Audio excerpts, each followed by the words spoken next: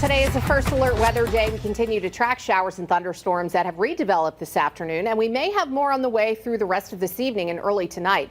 As we go to our current Doppler radar, the heaviest rain right now is falling across southeastern Franklin County, impacting areas like Shutesbury, the Quabbin Reservoir. There was a severe thunderstorm warning up in this region earlier, but that was expired early.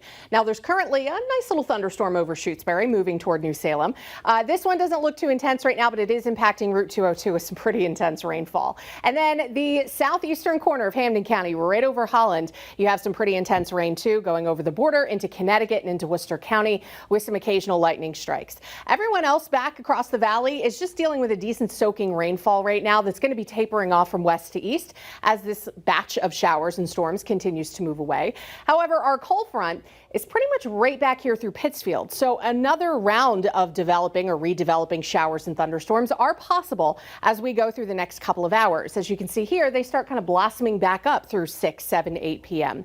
Not necessarily anything severe, but more downpours possible, especially near and south of the Mass Pike. Looks like more intense rainfall could be impacting the Hartford area down toward the I-95 corridor through midnight. Then the cold front is finally going to start moving out. Cloud cover may not even exit the area until tomorrow morning, a few hours after sunrise. But once it's through, it's done. And the rest of the weekend, bright and seasonably warm during the day, cool and crisp at night as a beautiful air mass starts to build in. Saturday's temperatures across the Bay State ranging in the 70s to near 80 degrees in the Connecticut River Valley. We'll have some lingering cloud cover, maybe a few early showers out toward the eastern coastline, but full sunshine for western Mass.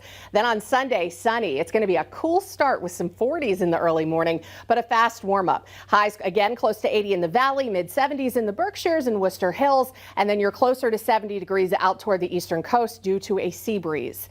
Now, big heat is looking likely as we start off next week. Now, Monday will likely be the coolest day of the week, but from Tuesday all the way out to the following weekend, we are talking about highs potentially getting into the 90s. And for a stretch of the peak heating days, Wednesday to Friday, temperatures could approach triple digits. The heat index could top 105. So heat advisories, excessive heat warnings, all looking possible for our area next week.